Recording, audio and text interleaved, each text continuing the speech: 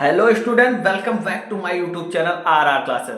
तो स्टूडेंट, आज की इस क्लास में वे स्टूडेंट जो 24 फरवरी को अपना हिंदी का बोर्ड एग्जाम देने जा रहे हैं और उनको बोर्ड एग्जाम में कुछ नहीं आता है, उन्होंने अभी तक कुछ नहीं पढ़ाई की है, अगर उनको हिंदी का यच भी नहीं आता है, उनको भी आज की इस क्लास में मैं ऐसी ट्रिक बताऊंगा जिस ट्रिक से वे 75 से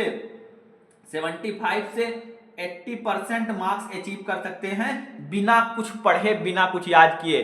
तो आज का ये सेक्शन आपके लिए बड़ा ही इंपॉर्टेंट है। मैं क्लास 12 हिंदी के जो बोर्ड एग्जाम का 2025 का ये मॉडल पेपर लेकर आया हुआ हूं, जिसमें मैं आपको एक एक क्वेश्चन को ट्रिक से कैसे सॉल्व करना है, वो सारी ट्रिक आज की इस वीडियो में मैं डिस्कस करूंगा। तो आप हमारे साथ लास्ट तक बने रहिए। आपको कुछ भी नहीं आ रहा है, फिर भी आपको मैं क्वेश्चन कैसे सॉल्व करना है वो ट्रिक मैं आपको बताऊंगा। जैसे कि आपके बोर्ड एग्जाम में दो तरीके से क्वेश्चन पूछे जाते हैं।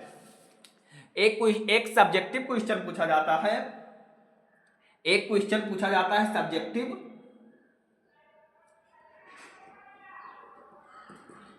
और एक ऑब्जेक्टिव क्वेश्चन पूछा जाता है।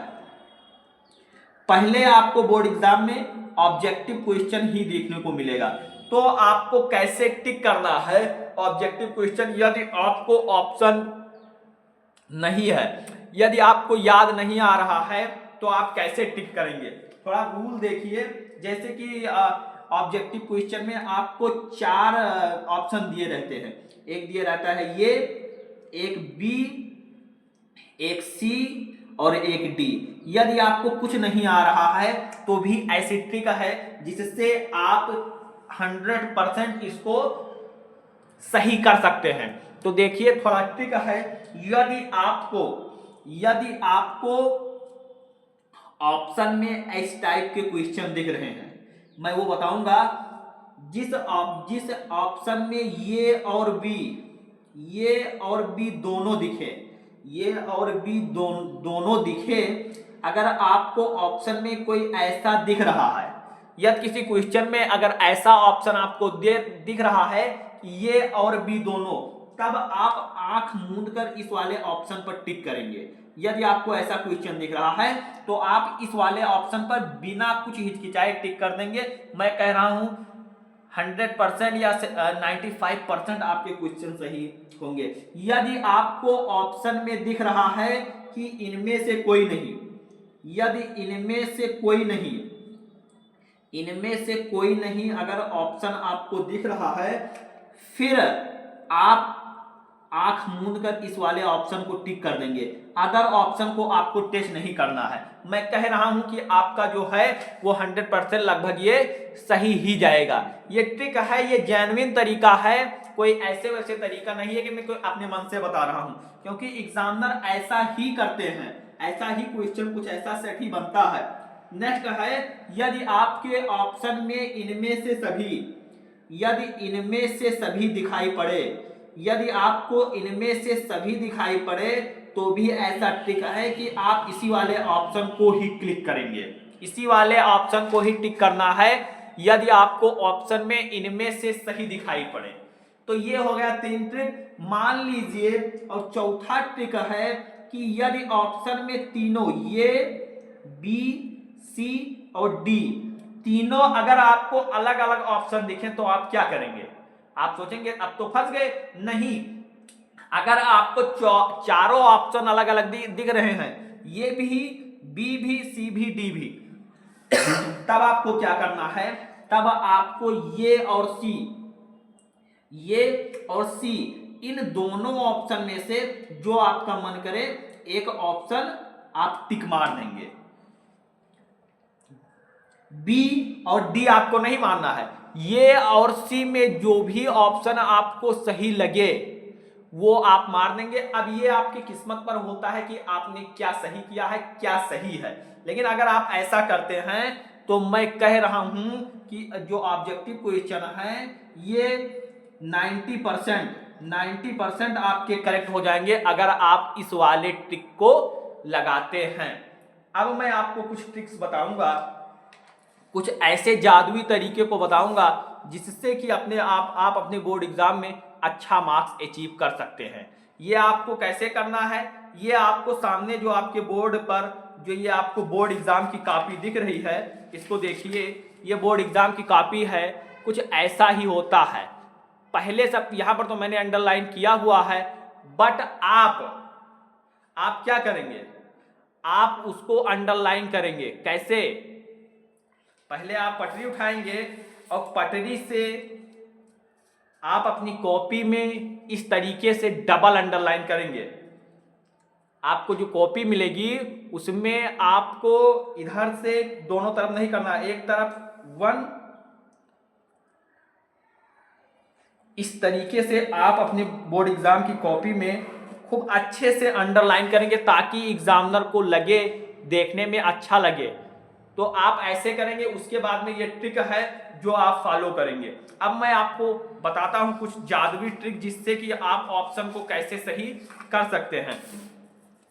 100% ये मेरा ट्रिक काम करेगा। यदि 100% आपको बोर्ड एग्जाम में कुछ नहीं आ रहा है, तो आप कैसे पास हो सकते हैं। ये क्लास अगर आप एंड तक देख लिए तो मैं 100% कह रहा हूं कि कोई भी एग्जामिनर आपको फेल नहीं कर सकता है। 100% काम करेगा ये मेरा ट्रिक। एग्जाम में देख कर जाना, बिना याद किए, बिना कुछ पढ़े आप कैसे पास हो सकते हैं, ऐसा मैं ट्रिक बताऊंगा। जो ऑप्शन में जो तुक्का मारने का ऑब्जेक्टिव क्वेश्चन का ट्रिक है, ये मेरे पास सही मारने का 5 जादुई तरीका है।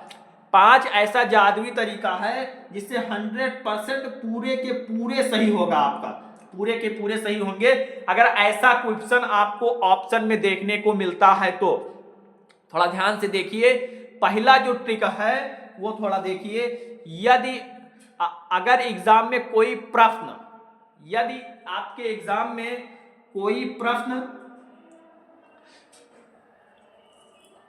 ईसवी वाला आए, फिर आपको क्या करना है, ध्यान से देखिए। यदि आपके एग्जाम में अगर कोई प्रश्न सन या ईसवी वाला आए तो वहां मेरा ये वाला ट्रिक लगाना। देखिए कौन सा ट्रिक है, देखिए क्वेश्चन देखिए, फिर आपको समझ में आ जाएगा। ये एकदम जेन्युइन तरीका है। देखिए यहां पर क्वेश्चन पे दिया हुआ है, डॉक्टर वासुदेव सरल अग्रवाल का जन्म कब हुआ था। डॉक्टर वासुदेव सरल अग्रवाल का जन्म कब हुआ था। अब इसमें आपको ट्रिक लगाना है। तो इस ट्रिक है, ट्रिक को थोड़ा ध्यान से देखिए। ये है ईसवी और न्यूमेरिकल का सवाल। अगर ऐसा आपको न्यूमेरिकल में भी प्रयोग किया जाता है, तो अगर ऐसा आए फिर आप बड़ा या फिर छोटा का चयन करेंगे। अगर ऐसा ऑप्शन दिख रहा है ईसवी वाला, फिर आप बड़ा वाला या छोटे वाले का चयन करेंगे। जैसे यहां पर बड़ा ऑप्शन क्या है, बड़ा ऑप्शन है 1951 और जो छोटा ऑप्शन है वो है 1904 ईस्वी। 1904 ईस्वी बड़े और बड़ा और छोटा जो है, तो आप इसमें से कौन सा यूज करेंगे। तो इसमें आप ये और बी में कोई भी ऑप्शन टिक मार। वैसे ये जो होता है, ये जो इसका जो डॉक्टर वासुदेव सरल अग्रवाल का जन्म कब हुआ था, ये 1904 ईस्वी में हुआ था। फिर ये आपको किस्मत में किस्मत पर डिपेंड करता है कि ये और बी में आप कौन सा ऑप्शन सही मारते हैं। तो यहाँ पर आपको बड़ा और छोटा चयन करना है। तो ये दोनों जो ऑप्शन है, ये वाला थोड़ा मिसप्रिंट, तो ये तो बड़ा सबसे कौन सा है, ये वाला है। और सबसे छोटा कौन सा है, 1904 है। यहां पर ये थोड़ा मिसप्रिंट है, इसको सही करना है। तो ऐसे ऑप्शन में आप चाहे ए मार दीजिए चाहे बी मार दीजिए, आपका ऑप्शन सही हो जाएगा। तो आई होप कि आपको बड़े और छोटे का चयन कर, यहाँ पर थोड़ा मिसप्रिंट है तो आप सही कर लीजिएगा, लेकिन आपको बड़ा और छोटा ऑप्शन ही चयन करना है। अब नेक्स्ट ट्रिक को देखिए। यदि आपके क्वेश्चन में ज्यादा कैलकुलेशन वाले क्वेश्चन दिखें,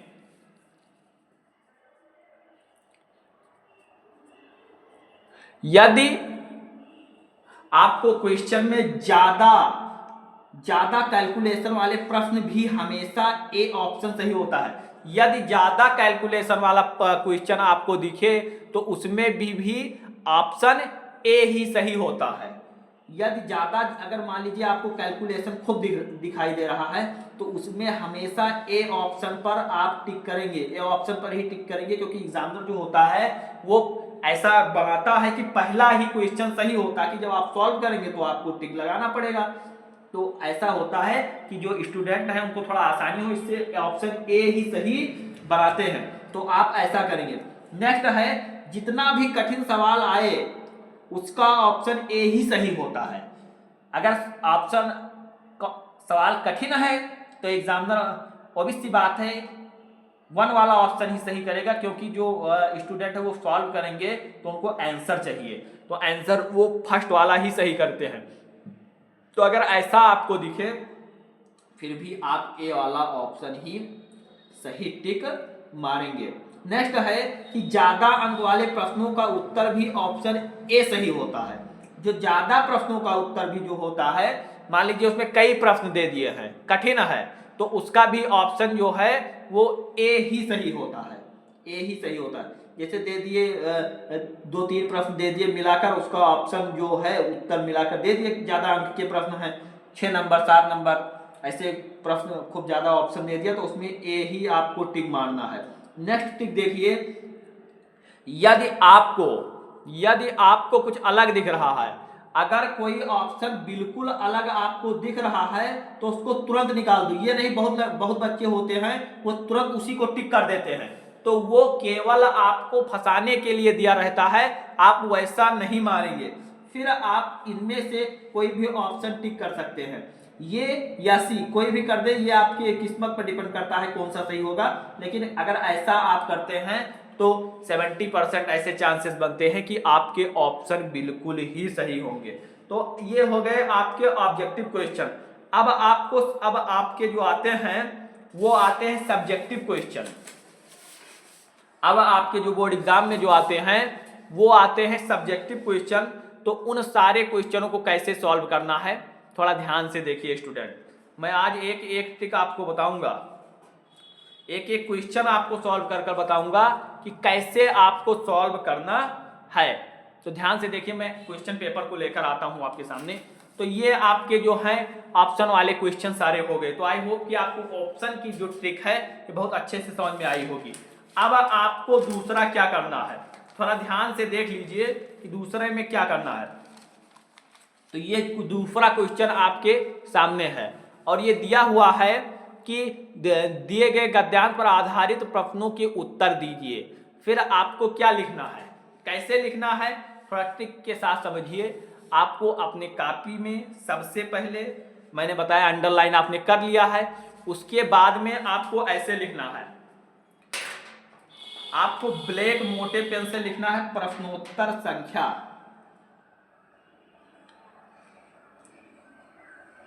क्या आपको लिखना है, आपको लिखना है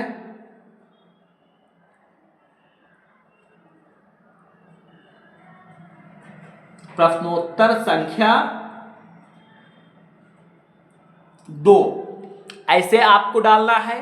उसके बाद में जब आप प्रश्नोत्तर संख्या 2 डाल देंगे, फिर आपको ऑप्शन में देखिए, पढ़िए पहले क्या दिया हुआ है कि ये पढ़िए, अब आप लोग पढ़िए कि दिए गए गद्यांश पर आधारित निम्नलिखित प्रश्नों के उत्तर दीजिए। अब आपको गद्यांश को कैसे सॉल्व करना है, यदि आपको कुछ नहीं आ रहा है, फिर आप इसके अंडरलाइन के अशोक को जो सम्मान मिला ये वाला उठाएंगे और ये नेक्स्ट और आखिरी वाला उठता था, इसको ऐसे अंडरलाइन करके कैसे लिखना है मैं आपको बताता हूं। ये आपको ये करने के बाद में आप उठाएंगे ब्लू पेन उठाएंगे। उसके बाद में आपको कैसे लिखना है थोड़ा ध्यान से देखिए। अब इसमें आपको डालना है, मैंने 2 वर्ड आपको बताए थे, तो उसमें से आपको 2 वर्ड क्या डालना है, जैसे अशोक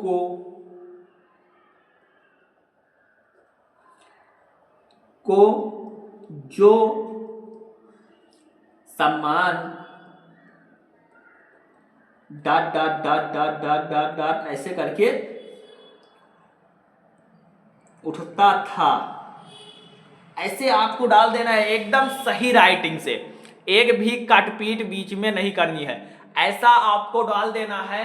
अब उसके बाद में आपको पूछ रहा है संदर्भ, संदर्भ पूछ रहा है, आप लोग पढ़िए। संदर्भ में आपको पाठ का नाम लिखना है, फिर आप क्या लिखेंगे, फिर आप डालेंगे ब्लैक पेन से पाठ का नाम,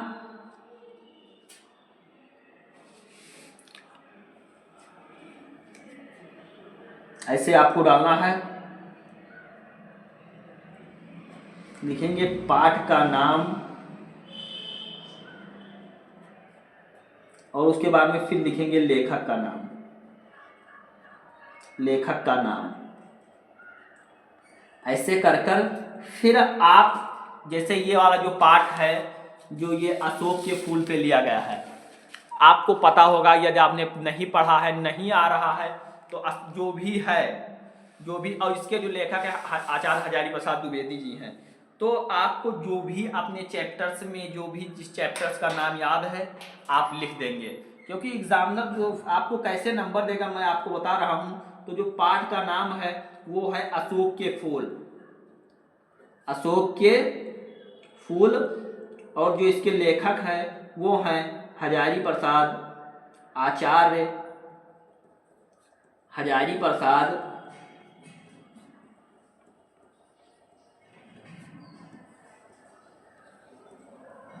द्विवेदी जी हैं।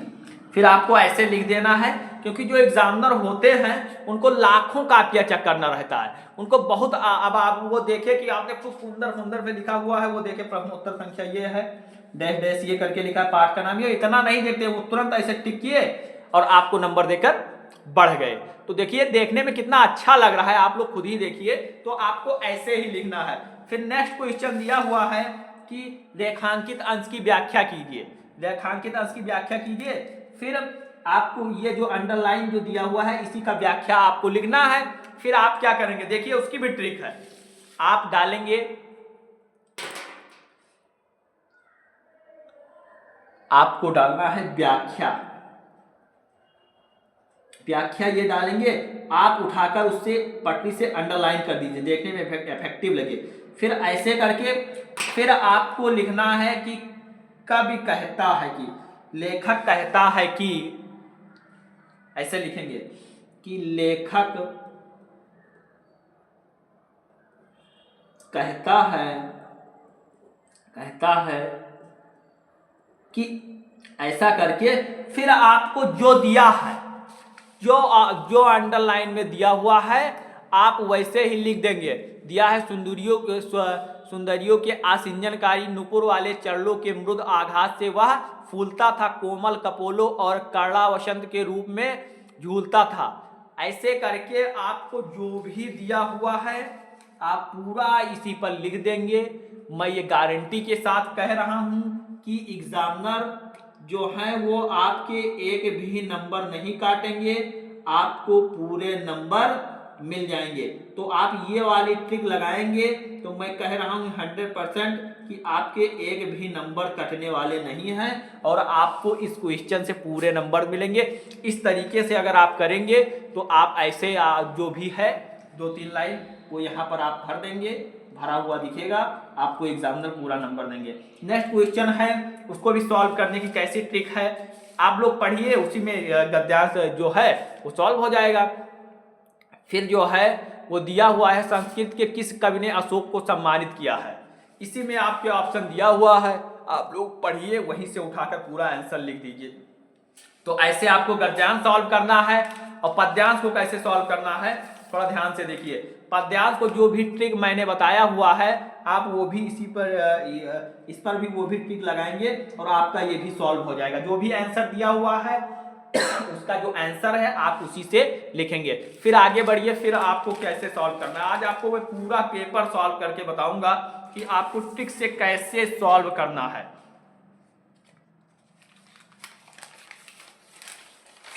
ये वाला जो है आपको जीवन परिचय दिया रहता है, जीवन परिचय में आपको जीवन परिचय को कैसे सॉल्व करना है दिया हुआ है कि निम्नलिखित में से किसी एक लेखक का साहित्यिक परिचय देते हुए उनकी प्रमुख कृतियों का उल्लेख कीजिए, जिसमें आपको हरिशंकर परसाई जी दिए हुए हैं। अगर आपको हरिशंकर परसाई जी का जो निबंध लिखना है फिर आप कैसे लिखेंगे उसकी भी ट्रिक है, थोड़ा ध्यान से देखिए, मैं यहाँ पर आपको समझा रहा हूँ।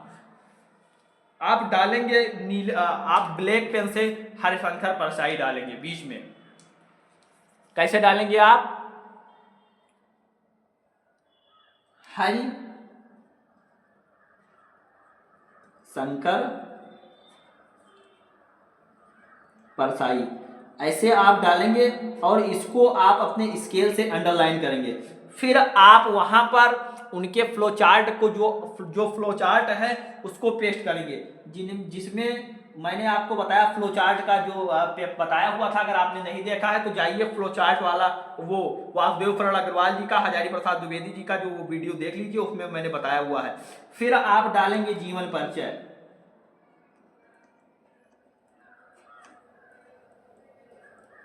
जीवन परिचय डालकर उसके बाद में फिर आपको जो भी उनके जन्म के बारे में, मृत्यु के बाद, जन्म से लेकर जो भी आपको आ रहा है पूरा लिख देंगे। कृतियां लिख देंगे, जो भी आपको याद है, नहीं याद है बुक से कोई भी कृतियां याद है लिख देंगे। तो एग्जामिनर आपको जैसे जो है 5 नंबर का जो क्वेश्चन है 4 नंबर देकर आगे बढ़ जाएगा। अगर आप सुंदर लिखे हैं तो 5 भी नंबर आपको देकर आपको 5 के 5 पूरे अंक मिल सकते हैं यदि आपने सुंदरता से लिखा हुआ है। तो ये ट्रिक आप लगाएंगे यहाँ पर। वैसे अब आप लोग देखिए, निबंध में भी आपको रूपरेखा बनाकर सॉल्व करना है, पंचलाइन कहानी भी, मतलब कि आपको एक भी क्वेश्चन छोड़ना नहीं है, सारे कर आना है। माइनस मार्किंग तो है नहीं, नंबर आपको मिलेंगे। पंचलाइट आएगा, आप अपने उसमें पंचलाइट कहानी को का सारांश किस तरीके से डालेंगे थोड़ा ध्यान से देख लीजिए। इस तरीके से आप डालेंगे बीच में पंचलाइट कहानी का सारांश, इस तरीके से डालकर आप अपने स्केल से अंडरलाइन कर फिर आपको जो भी आ रहा है आप पूरा उसके बारे में जितना भी जान सकते हैं 1 पेज 2 पेज आप लिख देंगे, फिर आपको पूरे मार्क्स मिल जाएंगे। तो आई होप कि आपको यह ट्रिक बहुत अच्छे से समझ में आ रही होगी। अब आप लोग पेपर को आगे बढ़िए। फिर आप में है ये खंड काव्य भी आपको ऐसे ही करना है। ऐसे ही आपको ये संस्कृत के गद्यांश पद्यांश हल करने का ट्रिक ये भी थोड़ा देख लीजिए कि कैसे आपको करना है। आप जैसे यहाँ पर दिया हुआ है निम्नलिखित गद्यांशों में से किसी एक संदर्भ सहित हिंदी में अनुवाद कीजिए, आपको दिया हुआ है, आप इसको पढ़िए फिर इसकी हिंदी जैसे लिखा है संस्कृतस्य साहित्यम सरसम व्याकरणम सुनिश्चितम, जो भी शब्द आ रहा है संस्कृत साहित्य सरस व्याकरण सुनिश्चित निश्चित है, ऐसा करके आप जो भी आपको आता है आपको कैसे लिखना है थोड़ा ट्रिक से देख लीजिए। मैं आपको बोर्ड एग्जाम की कॉपी में कैसे लिखना है मैं थोड़ा बता रहा हूं। 1 मिनट रुकिए, मैं पेज आपके लिए दूसरा लूं। ये आपकी बोर्ड एग्जाम की कॉपी है, देख लीजिए। ये जो आपके बोर्ड एग्जाम की कॉपी है, मान लीजिए ये आपकी बोर्ड एग्जाम की कॉपी है, आपने अंडरलाइन किया, फिर उसके बाद में जो उसका जो आंसर्स आपको आ रहा है आप डालिए व्याख्या। संस्कृत वाले में क्या डालेंगे आप? अंडरलाइन आप कर लेंगे।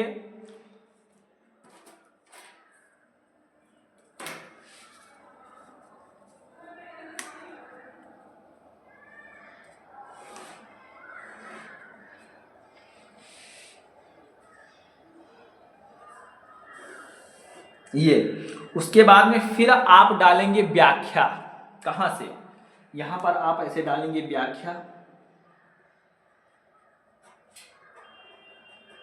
कर संस्कृत का जो भी अर्थ आपको समझ में आ रहा है खूब सुंदर तरीके से 4 लाइन आपके पेज में दिया हुआ है, ये 4 लाइन दिया हुआ है, आप 4 लाइन खूब अच्छे से लिख देंगे।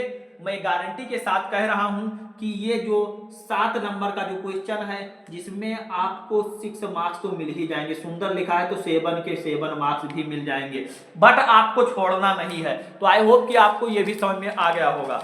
अब आप आइए आगे बढ़िए। आगे आपको ये अपठित गद्यांश, इसमें भी आंसर वही सेम ट्रिक लगाएंगे और ये भी ऑप्शन वाला जो भी ऑप्शन वाला ट्रिक मैंने बताया ही, आप ऑप्शन का ट्रिक लगा देंगे। फिर आपको ऐसे आप आ जाइए यस्से में, आ जाइए यस्से में भी आप रूपरेखा बनाकर करेंगे और इससे भी आपको पूरे नंबर उस ट्रिक से मिल जाएंगे। ये अलंकार है, अलंकार है, ये मैंने ट्रिक बताया हुआ है, आप लोग जाकर देखिए। ये ऑप्शन में आपको जैसे करुण रस, करुण रस और ये जो रस है और छंद में अलंकार में श्लेष अलंकार, प्रेक्षा अलंकार, दोहा है, चौपाई है, इन सब का ट्रिक मैंने बताया हुआ है। जाकर आप लोग एक एक ट्रिक देखिए, आपको 100% है, आपको पूरे नंबर, आप फेल हो ही नहीं सकते हैं। मैं 100% कह रहा हूं कि 75 से 80% नंबर आप 100% है कि पाकर ही आएंगे। तो आई होप कि आपके लिए यह वीडियो बहुत ही हेल्पफुल रही होगी। अगर वीडियो पसंद आई हो तो वीडियो को एक प्यारा सा लाइक करिए, प्लेटफॉर्म पर पहली बार पर है तो चैनल को सब्सक्राइब करिए, बेल आइकन को प्रेस करिए ताकि रोज आने वाले वीडियो की नोटिफिकेशन सबसे पहले आपके पास हो। तो इसी तरीके से मिलते हैं नेक्स्ट वीडियो में एक और मजेदार टॉपिक के साथ। तब तक के लिए bye bye, love you, take care.